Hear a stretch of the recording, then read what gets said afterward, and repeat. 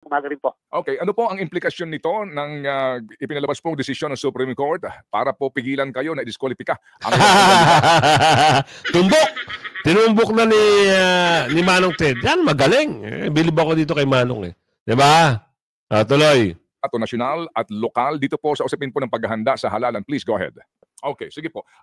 Chairman, hindi ho siguro ako makapagtatanong ngayon agad-agad kung magkano ang nasayang na pera dito. As I said, i-estimate na po natin 22 pesos ang isang balota, may pong 6 na milyon. Yung pong mga balota na imprenta natin. Pagkatapos, siyempre, Ted, yung pong mga ginamit ng mga ink, mga papel, at napakadami po naming tao ang involved sa verification ng mga balota po. Individually po kasi bine-verify ang mga balota, tama ba yung size, tama ba yung kulay, tama ba yung mismo mga pangalan na nakalagay dyan. Ipa po yung pagpapasok ng bawat isang balota sa lahat po ng mga makina na nandun po sa NTO. So more or less, yan po yung ating pong involved dito po sa mahigit 6 na milyon ng mga balota. Magra-rally din kami, sabi. Naku, gusto ko mag-rally nga. Sa EDSA daw sila eh. Sige, magkaalaman nga tayo. Tingnan natin kung kaya din nila, no? No. Kayo, puro tangka kayo. Last elections po, oh. Hindi ba si Larry Gadon palagi niya sinasabi, bobo kayo eh. Opo, totoo yun. Doon sa sumikat eh. Alam mo, lumilito siya yung bobo eh. Kaibigan ko ito eh. Totoo. Last elections eh, lagi kayong magkasama rin yan. Kaibigan ko naman yan. Hindi ko nga malaman kung bakit siya nagsalita ng ganito. Ngayon, napatunayan ko na bobo siya. Sinabi niya 4 million.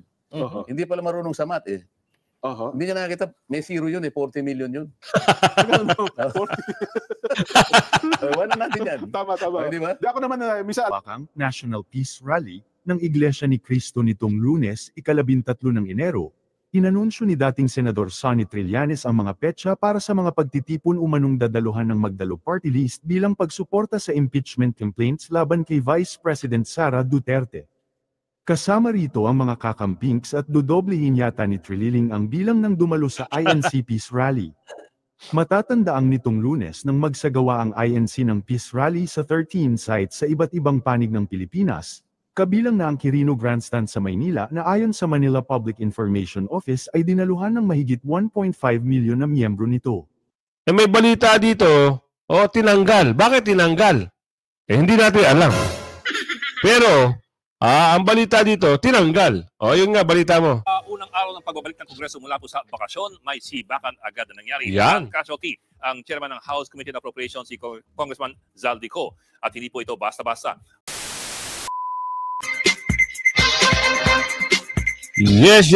Magandang hapon muli sa ating mga kasama. Nandito naman si Kuya Goods nagbabalik. At syempre, kung di ka pa lang subscribe sa ating channel, pa-subscribe na lang po at hit mo na rin yung bell para laging updated sa ating mga video. Ay! Meron akong naguhugas kamay. Bakit kaya bigla silang bakit kaya bigla sila nagpatawag? Tinawagan nagpahayag. Patungkol dito sa sa mga balot, sample balot na nagkamali daw ng imprinta. Ha? At hindi nagkamali. Meron silang hindi sinama na na-disqualified daw At ngayon isasama nila ulit. May pag-asa na si Ate Nene. Ha? Bakit kasi kayo nagmamadali ka agad? At ito na. Nabigyan tuloy kayo ng ano ba tawag doon? Ng TOR. Tama ba? Temporary TRO. Sorry. Temporary Restraining Order. Ngayon, anong mangyayari sa pondo? Sa kaban ng bayan, yung pagpapaimprinta, magkano ang nawala? At saka naman kasi, bakit ang bilis? Mawala na mga pangalan ng tatakbong senador at sa mga tatakbo sa lokal. Bakit naman ganon? Ayan ang ichichika sa atin ni Chikadora. Pero siyempre, bago natin simulan nating reaksyon at talakayan, isang like, isang share. All good sa po tayo dyan, kaya like yung video. At meron po ditong balita, may parali. Tapatan nyo kung yung rally na nangyari, yung peaceful rally. Matatapatan kaya? Yan ang tanong. Sino magpaparali? Mayroon naman balance. At Chikadora, pasok mo. Talagang natutuwa kami sa iyo pag ikaw ang nagbabalita sa amin eh. Talagang siya kami. At shoutout nga pala doon sa mga kababayan nating OFW, Luzon, Visayas, Mindanao, migrante OFW at siyempre yung mga malalapit nating mga kaibigan dyan. Chikadora, ipasok mo. Tila isang malaking sampal at karma ito kay Romualdez. Nay! Dahil ayon mismo sa COMELEC ay pinatitigil na nila ang pag-imprenta ng balota para sa 2025 national election. Buti na! Kasunod ito ng temporary restraining order na in-issue ng Korte Suprema laban sa desisyon ng COMELEC na nag-disqualify sa ilang kandidato. Buti nga sa inyo. Oo, mamaya-maya abangan nyo kung sino yung maghuhugas kamay. Ngayon, ibalik mo, sabi ni Aling Marjorie. Balik mo! Yung naubos at nasayang na binayad sa imprinta. Nakinig ka kasi, sabi ni Aling Marjorie. Huwag ka kasi makikinig kay Balulong. Tuloy. At sa hindi pagsama sa kanilang pangalan sa balota. Matatandaan natin kamakailan na tinanggal ang pangalan ng katunggaling ni Romualdez sa Leyte na si Romilda Nene Bacale. Tama. Isa kaya ito sa naging dahilan upang maglabas ng TRO ang Korte Suprema. Ang malaking katanungan, may balik pa kaya ang pangalan ni Nene Bacale? Sana po, sana. Sana may balik, At sana, wala naman itong kaso eh. At saka yung sinasabi nila na hindi siya taga Leyte. Paano nila nalaman? Paano nyo nalaman na hindi taga Leyte si Ate Nene? Marunong ho magwaray. Baka ho kayo hindi taga Leyte, taga Maynila ho kayo. At nakinig kayo kay Bakulaw, kay Balulong. Ngayon, ano mangyayari sa inyo? Lumalabas sa publiko, sa sambayan ng Pilipino, wala na kayo. Basura na rin ang tingin sa inyo ng ating kababayan. Tama sa tama. Tama, di ba? Kasi kayo, isipin nyo mabuti.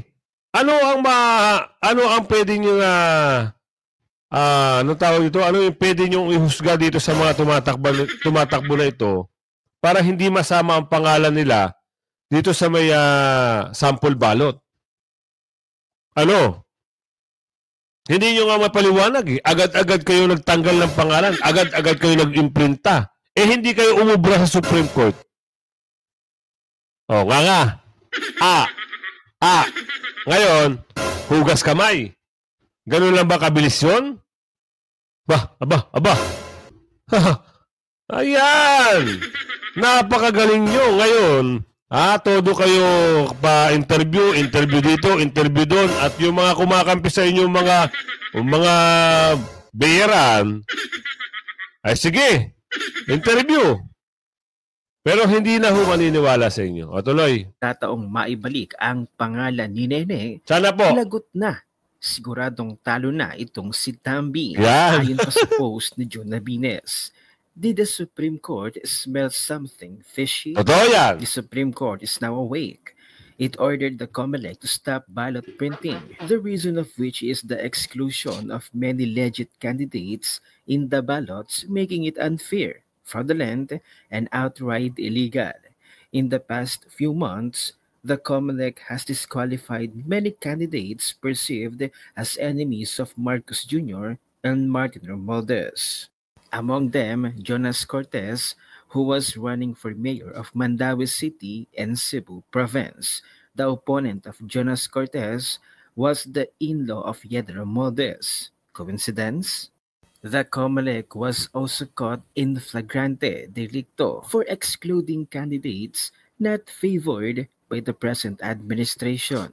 Just recently, it was learned that the opponent of Martin Romualdez in Tacloban City was deleted in the printed ballot. Nene Bacale's name is nowhere to be found in the printed ballot, making Martin Romualdez the only candidate that can be voted by Taclobanons. Isipin nyo mga kasama, marami ho na nag-file ng candidacy para dito sa paglaban kay Baculaw. Pero, bandang huli, nawala ho yung mga pangalan nila. At ang alam natin, napakalakas ni Ate Nene kasi inendorso siya ni Tatay Digong. Ngayon, nung na-imprinta na, nagulat na lang ang sambayanan. Bakit wala yung pangalan ni Ate Nene? Siya ay sinusuportahan ng mga taga-Leyte sa District 1. Ang dami ho nagko-comment sa amin. Bakit nawala yung pangalan ni Ate Nene? Taga dito yan. Ayan ang tanong natin dito sa magsasalita mamaya. Baka mamaya, hinukos-bukos daw di umano. Hindi sa kanila naniwala yung Supreme Court. Kakahiya, ano? Huli! Diba? Tuloy. Coincidence? Whether the exclusions were just an error or on purpose is not the issue. It's an outright deprivation of the people to choose their favored candidate, making the election a mockery of the election process. The COMELEC is playing God. It was good the Supreme Court reminded them who's the boss. The reports from mainstream media did not actually mention Cortez or Bacale. They cited names of 5 candidates that must be included in the ballot as ordered by the Supreme Court. The Supreme Court also ordered the COMELEC to do some correction and do validations on technical matters that are believed to be very important in assuring that the election is fair and not rigged by technical manipulation. The Supreme Court must have smelled or detected something fishy with the COMELEC's recent moves. The disqualification of Cortez and exclusion of Bacale put Martin Romualdez in the very middle of this controversy. Are they cheating using COMELEC? Maari! Maari mga kasama. At ito namang isa, nagpagamit. Diba? Sa survey nga ho pag tinanong mo, iboboto to tumatawa lang yung tao Samantalang pag tinanong si Ate Nene, iboboto niya sa Leyte, pag congresswoman. Grabe, mga tao, talagang si Ate Nene. Natatakot nga. Ito, si Mama. Kaya daw gumagawa ng paraan di umano. Yan ang mga bali-balita at comment sa atin ng ating kababayan. Lalong-lalo natin si Ate Cherry. Ngayon, may usapin dito. Ito, magsasalita na, baka maghuhugas kamay. Mas maganda, sila na ang magbalita. Sila na ang magsalita dito. Ito na. Chairman na George Garcia po ng Commerce ng importanteng issue ng bayan dahil ito po, may pakialam tayo because halalan po ito at may karapatan pong gastos din ito. At tayo po ang gumagasta dito, ha? Chairman George, good morning po at pasensya na po sa amin pong istorbo sa inyo.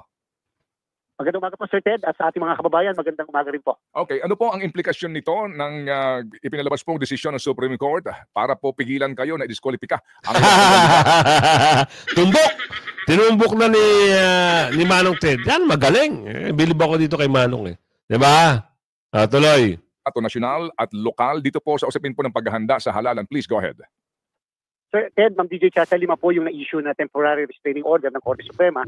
Although hindi pa po namin officially received pero announced na po. 4 ay local at 1 po ang national. Sa local po, Sir Ted, wala pa naman po kami problema kung tutuusin doon sapagkat, Sir Ted, hindi pa naman kami nag-i-imprenta doon sa mga lugar kung saan nandun yung mga local candidates. Dito po sa national, medyo ito po yung nagkaroon tayo ng problema sapagkat nakapag-imprenta na po tayo ng mahigit 6 na milyon na mga balota at kung saan kahapon po nagdesisyon kagad tayo para ika ngay maampat kaagad ang dugo ay pinatigil po natin ang printing dahil magkukomplay po tayo sa PRO, kinakailangan pong isama yung pangalan ng kandidato po na nakakuha ng restraining order. So, Sir Ted, Ma'am DJ, kasi mababaliwala po yung lahat. Wait lang Kailangan daw ipatigil. Ang tanong dito, bakit kasi kayo pumayag na wala yung pangalan ng mga yun? At ngayon nagmamadali kayo para ipatigil. Natural! Umaksyon ho yung Supreme Court kung hindi nyo ititigil yan, baka kayo ho makakasuhan. Di ba? Dapat lang ho. Tsaka wag ho kayong ang sabi ni Aling Geraldine, wag ho kayong makikialam sa eleksyon. Wag ho kayong kakampi sa eleksyon. Maging kayo, maging neutral ho kayo. Yan ang sabi ni Ate Geraldine. Kasi, ano magiging tingin sa inyo ng ating kababayan, meron kayong pinapanigan. So, si Ate Geraldine, maraming alam to Oo. Tuloy natin to. At ng mga na-print na natin ng mga balota. Babaguhin po namin, Sir Ted, Ma'am DJ, kasi yung pong election management sistema po kasi yan eh. Babaguhin ang database, pagkakaroon ng bagong serialization, and therefore, may mga proseso pa po kami i-undergo kasama yung trusted build bago po namin muling pasimulan yung pag-iimprenta ng balota. Okay, sige po. So, yung po kasing, 'di ba, para may 'di ba may ano 'yan, may sa amin may hulma 'yan, yung printing ng balota, no? So, magkakaroon po ng pagbabago dito pati ho doon sa mga numero maaapektuhan ngayon, 'di ba? Kasi po itong papayagan na po tumakbong senador, may corresponding sa numero, etc., etc. Plus pati po doon sa mga local na nakahanda na for printing, ganun din po mangyayari, Chairman. Ano po? Tama po kayo, Sir Ted. Babaguhin po natin yung mga bilang, yung mga numero dyan po sa ballot phases po natin. In fact po, Sir Ted, pagka po national, lahat ng ballot phases ng buong Pilipinas, kasama rin po yung mga ballot phases abroad, ay kinakailangan natin baguhin upang makasama yung pangalan ng national candidate po na yan. Opo. And then, Eto na-interrupt ko na si Kuya Ted, si Manong Ted. Kung hindi pala umaksyon ang Supreme Court, hindi nyo babaguhin. Tanong lang ho yan, ni Ate Jessica. Oh. Kung hindi umaksyon ang Supreme Court, walay. Sige, tuloy lang. Buti na lang nakaamoy ang Supreme Court kasi bakit tinanggal niyo sa listahan? Lalong-lalo na yung taga Leyte. Pag nagsalita nga si Ate Nene Bacali, oo, talagang waray na waray. Tapos sasabihin niyo hindi daw taga Leyte, hindi daw register. Aba, anak ng bugi ha. Paano nangyari yun? Sorry! Huli na! Tuloy. kasi nga po, kahit po ito ay ano po lamang, restraining order, hindi pa din ito final sa usapin talaga ng disqualification. So meaning, maaaring tumakbo, but at the end of the day, baka din po magkaroon dito ng resolution eventually nga with finality kung disqualified pa talaga ang kandidato o hindi. Tama? No? Pwede po mangyari yan, Sir Ted. Pero siyempre po, ang isang PRO, Sir Ted, Ma'am DJ, ay immediately executory. Yes, sir. Kailangan mag-comply kaagad ang COMELEC na subject sa MR. Okay, sige po. Chairman, hindi ho siguro ako makapagtatanong ngayon agad-agad kung magkano ang nasayang na pera dito. Sir Ted, i-estimate na po natin 22 pesos ang isang balota, may higit pong 6 na milyon. Yung pong mga balota na imprenta natin. Pagkatapos, siyempre, Sir Ted, yung pong mga ginamit ng mga ink, mga papel, at napakadami po naming tao ang involved sa verification ng mga balota po. Individually po kasi bine-verify ang mga balota, tama ba yung size, tama ba yung kulay, tama ba yung mismo mga pangalan na nakalagay dyan. Ipa po yung pagpapasok ng bawat isang balota sa lahat po ng mga makina na naandun po sa NTO. So more or less, yan po yung ating pong involved dito po sa mahigit 6 na milyon ng mga balota. Opo, doon pa lang po sa balota, that's 132 million kung 22 pesos times 6 million. Ano po, doon pa lang po yan sa mga balota, hindi pa kasama yung labor, etc. Chairman, kailan po kayo nagdesisyon sa disqualification dito pong particular po itong sa pagkasenador? Kailan po ito inihain sa kataas-taasang hukuman para lang ho natin malaman po, with all due respect sa ating mga maestrado, kung gaano nga dapat ka-importante mas mabilis sana ang desisyon? Kung napansin niyo po, Sir Ted, kahit nung ako'y nakakapanayam nyo, sabi ko po as early as before the first week of December, tapos na po kami sa mga national candidates sa pagkandidato sa senador. Ibig sabihin, yung 117 ay dineklara po namin nuisance up to the NBank level. In fact, akin po sinasabi na ito ang kauna-unang pagkakataon sa kasaysayan ng komisyon na wala po kaming wala kaming nuisance petition na nakapending sa COMELEC national man at local. Yung pong mga local naman, Sir Ted, mga first week ng December ay atin na pong nadesisyonan kaagad lahat yan up to the NBank level upang hindi makasama yung pangalan ng mga panggulo o panglito lamang at walang real intention to run for public office. Opo. So, meron ba kayong tandaan niyo ho ba kung kailan po ito idinulog sa Supreme Court? Because I'm sure binigyan ho kayo dito ng notice para po magbigay ng inyo pong reaksyon kung sakali man. Siyempre po, Sir Ted, yung pong lahat ng mga yan ay nakapag-file kaagad, dapat mag-file kaagad pagkatapos namin ma-issue at least 5 days after the promulgation ng decision sapagkat kinakailangan nga nila makakuha ng PRO. At the same time, Sir Ted, wala pa po kaming notice, hindi po kami nabigyan. Ito po lang po sa kasakali ang first time kapag po lumabas yung PRO na makakatanggap po kami ng order na magkomento o ano man po yung iuutos sa atin ng Korte Suprema. Okay, sige po. So kailan po kayo naglabas po ng inyo pong resolution and bank sa disqualification po nitong kandidato sa pagkasenador? Yan. Mga ano pa po yun, November, 3rd week po ng November, Sir Ted, nailabas na po natin yan. Sapagkat pagkatapos po namin ng lahat ng national candidates, sumunod naman po yung mga local candidates. Sige po. Okay, sige. So, parang ang bilis yung mag-declare Di ba? Tapos ngayon, eto. Unang nakialam na ang Supreme Court, ang bilis nyo rin. Umaksyon. Sayang, ang 6 million. Di ba? Woo! At sana, asahan natin, yung pangalan ni Ate Nene, maibalik din. Kasi, alam nyo na. Alam nyo na. 777. Baka kasama di umano sa 777. Wag naman sana, ha? Wag naman ganun. Kung mga may tatagpong kandidato, doon pa lang, sana, nung araw na nag-file sila ng candidacy, inalam nyo na. May record na kayo.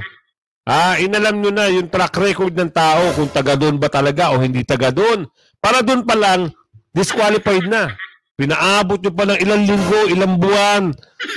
Pagdating sa imprenta, wala ang pangalan. Di ba? Sobra ho kayo. Sabi ni Aling George. Sobra ho kayo. Bakit? Kita nyo naman. Gumastos na yung tao. Alam na ng mga kaibigan at kababayan natin na sila'y tatakbo. Tapos, malalaman, wala kayo nabigay na notice, wala yung mga pangalan nila sa balota. Grabe ho kayo, sabi ni Aling George. Totoo sa totoo. Totoo. Kasi, dapat hindi kayo, sabi niya hindi kayo nakikialam. Gulit na lang kayo. Wala kayong papanigan. Hay, nako talaga naman. Iba talaga. O, tuloy pa natin. Ito hong kay Ginoong Teodoro ng Marikina, hindi ho kasama dito sa desisyon, ano po? Wala pa po diyang desisyon, wala pong desisyon pa ang Commission and Bank doon sa kaso ng Teodoro kapag ito'y assign pa lamang sa ponente ng kaso. Okay, sige po. May paso ko lang yung Teodoro ng Marikina, napakagaling po na mayor yan. Ewan ko bakit dinisqualified. Naging mayor na ho eh. Diba? Nagserbisyo na yan dyan.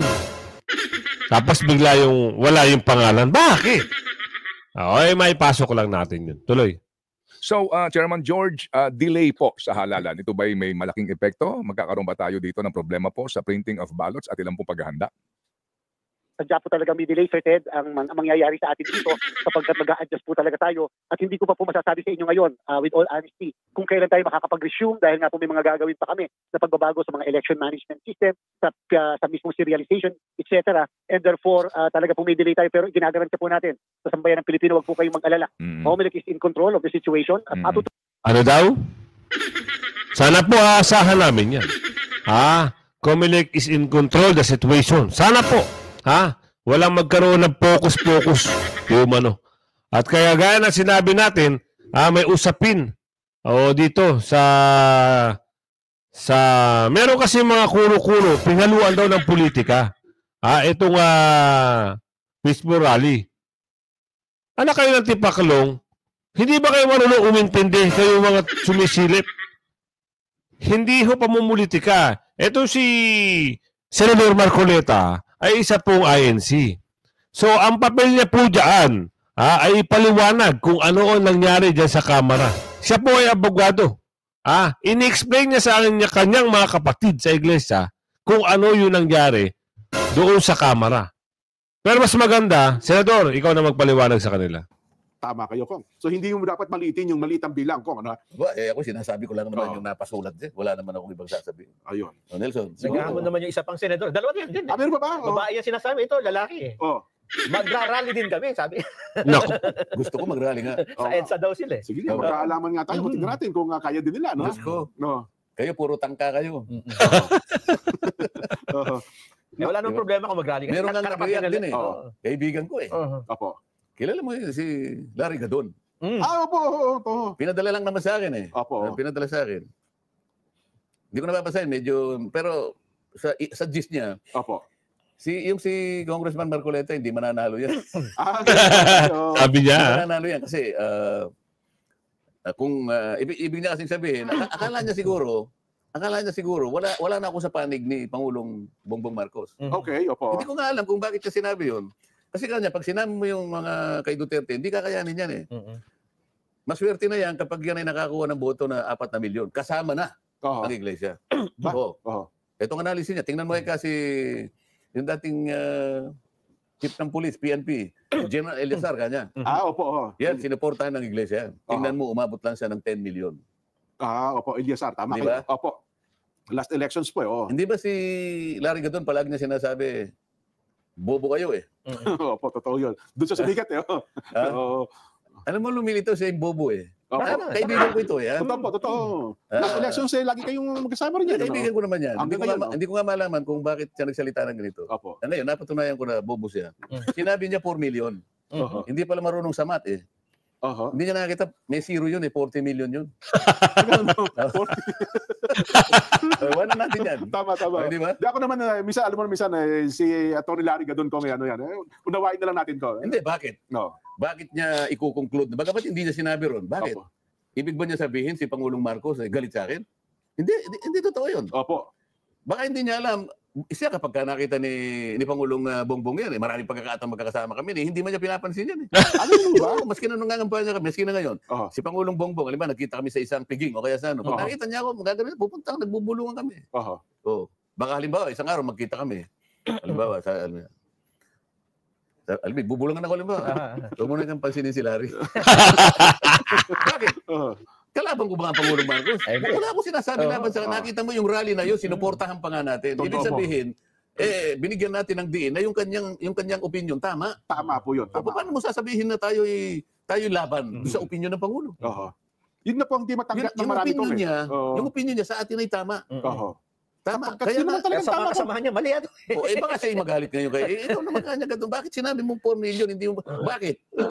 Kalaban ko ba si Kadante yung tawag sa akin ng presidente? Kasi nga, kaya ako sinasabi ito, minsan nabubulungan ako. Nung magkita kami sa Papi, yung kanilang anniversary. Po yung mga yung publishers. Opo. Sabi niya, nakita niya ako sa audience. Kadante is here. The defender of congressional traditions. Yes. Alam mo, Kadante, kanya, pinapanood kita. At masaya ako pag napapanood kita. Bakit sasabihin ngayon ni Larry Gadon na tapos nung ako'y bumaba, o binulungan na naman niya ako. Pinagtulong-tulungan ka. Oo nga po eh. Mga ganyan lang naman ang ano dyan. Totoo. Ang iba kasi kung pinipersonal, akala ko hindi kayo kasang-ayon ng kanila. Akala nila, kaaway na kayo ng mga taong kanilang pinaglilikuran. Baka magtakas siya. Umatras si Manong Chabit. Tama. Baka hindi niya alam kung ano binili ni Manong Chabit. Secret. Di ba? Kaya po may binilid. Go. Secret. Nabulungan baka magtakas siya. Akala niya 4 million. Hindi niya nakita yung zero na nakatabi. 40 ho yun. 40. Dito. Ito yung sinasabi natin naghahakot daw ng rally. Ito na may balita si Chico Doro sa atin. Mas maganda si Chico Doro na rin mag-i-explain dito kasi tayo naman nagdidepende tayo sa video. Kung ano yung binabalita, ito yung nire-reaction na natin. Ito, ano ba yung pag-uusap dito? Trillanes may parally, dodoblihin ang bilang ng INC rally. Pink, sasama rin daw. Ito ha. Kayo nang bahala, musga. Isang malawakang National Peace Rally ng Iglesia ni Cristo nitong Lunes, 13 ng Enero, inanunsyo ni dating Senador Sonny Trillanes ang mga petsa para sa mga pagtitipon umanong dadaluhan ng Magdalo Party List bilang pagsuporta sa impeachment complaints laban kay Vice President Sara Duterte. Kasama rito ang mga kakampings at dodoblehin yata ni Trililing ang bilang ng dumalo sa INC Peace Rally. Matatandaang nitong Lunes nang magsagawa ang INC ng Peace Rally sa 13 sites sa iba't ibang panig ng Pilipinas, kabilang na ang Quirino Grandstand sa Maynila na ayon sa Manila Public Information Office ay dinaluhan ng mahigit 1.5 milyon na miyembro nito. Layon daw ng Peace Rally ng INC na ipanawagan ang kapayapaan at pagkakaisa sa gitna ng nakahaing impeachment complaints laban kay VP Duterte sa House of Representatives. Kaugnay naman nito, sa isang ex-post nito ring Lunes ng gabi, inihayag ni Trillanes na magkakaroon din daw ng mga pagtitipon ng mga sumusuporta naman sa impeachment complaints laban sa Vice-Presidente. Gaganapin daw ang unang 2 pagtitipon sa 16 ng Enero sa EDSA Shrine at sa 18 ng Enero sa EDSA People Power Monument. Okay. Eto, January 16, akin sila ho. Titignan ho natin bukas kung anong mangyayari sa rally. Kasi ayon sa balita, dodoblehin daw. Di umano. Tapos sa January 18, meron din daw. Tapos sa January 31, meron din. Ang dami. Tuloy natin. Ituloy ang impeachment ni Sara, aniya ng future mayor kuno ng Caloocan na si Trillanes sa kanyang post. The Magdalo Party List will join the following pro-impeachment events, January 16 at EDSA Shrine. January 18 at EDSA People Power Monument. January 31, multi-sectoral rally, venue to be announced later. Sama na, saad pa niya. Isa si Trillanes sa mga hayagang kritiko ni Duterte at nananawagang patalsikin na raw ito sa pwesto bilang vice-presidente ng bansa. Inihayag din ni Trillanes ang mga akusasyon na malisyoso at malinaw na may kasong paninirang puri. Sa isang Facebook post ni Trililing kanyang inisa-isa ang mga kaso daw at pinaratangan ng mabibigat na salita at akusasyon si VP Sara Duterte na tila ba gusto nitong makakuha ng atensyon ng publiko sa pamamagitan ng pag-aakusa ng walang ebidensya. Ayon pa kasi sa post nito ay, ang mga krimen ni Sara, una, nagwaldas ng daan-daang milyong pera ng bayan sa DepEd at OVP. Pangalawa, may ill-gotten wealth na daang milyong piso. Pangatlo, tumanggap ng pera sa drug lord. Pang-apat, nagbanta na ipapatay si PBBM. Ano quits lang? No way. Impeach Sara. Matatanda ang guilty na si Trillanes sa libel case na isinampas sa kanya ni Binay. At ngayon naman mukhang nangungulekta ito ng mga kaso galing sa mga Duterte. Marami ng kaso ang kinakaharap ngayon ni Trillanes na isinampa naman ni Mans Carpio asawa ni VP Sara at Pulong Duterte kapatid ng vice-presidente. Kaya naman kailangan muli ni Trillanes ng pwesto sa gobyerno para kahit papaano ay makatulong ang kanyang posisyon sa gobyerno sa kinakaharap niyang mga kaso. Sa katunayan, kapag nabigyan daw siya ng pagkakataon na maupo na alkalde sa Caloocan ay gagayahin niya si Vico Soto. Ayon kasi sa post ng Putragista ay, Trillanes, inihalin tulad ang sarili kay Mayor Vico Soto. Ayon kay Antonio... Ayoko na yan tulad. Para hindi naman. Oo kasi, huwag mo tawanan. Ito grabe ito. Ha? Huwag mo tawanan. Kung ihahalin tulad, hindi ho ako naniniwala. Basta, ayoko maniwala. Basta yung ano yung balita doon ni Chicodoro, yun. Mas maganda, kayo nakaintindi, kayo nakapanood, ano ang reaksyon nyo doon? Ayan, comment nyo sa comment section. Dito ako maniniwala sa balita na ito. Oo, bakit? May balita dito, tinanggal. Bakit tinanggal? Hindi natin alam. Pero, ang balita dito, tinanggal. Yun nga, balita mo. Unang araw ng pagbabalik ng Kongreso mula po sa bakasyon, may sibakan agad na nangyari. Yan. Ang casualty, ang chairman ng House Committee on Appropriations, si Congressman Zaldico. At hindi po ito basta-basta. Ang komite sa appropriations na marahil ang isa sa pinakamahalaga at pinakama-impluwensyang komite sa buong Kongreso. Dahil ito po ang bubuo ng taon ng budget ng gobyerno. Lahat ng mga ahensya ng gobyerno halos manikluhod na dadalaw sa Appropriations Committee. Kahit sino man ang namamahala sa Appropriations Committee, siguradong malapit siya sa mga Diyos ng Kongreso at ng Malacanang. At sabihin natin siya ang tunay na malapit sa kusina. Katunayan, nung nireklamo ni VP Sara Duterte ang budget ng kanyang ahensya, ang pininteriya ni VP Sara ay si Speaker Martin Romualdez at si Appropriations Committee Chairman Zaldico. Paksya. Mas maganda, sa susunod, i-like and share yung video. Kung hindi ka pa nakasubscribe, mag-subscribe ka na. At wag mo kakalimutan, alam nyo na, mag-share. At tapos, kung lagi kang natutulog, huwag niyo kakalimutan na magsuporta sa ating YouTube channel. Ayan Huwag kang pahuli sa mga balita, issue at reaksyon. Hanggang sa muli. Bye-bye.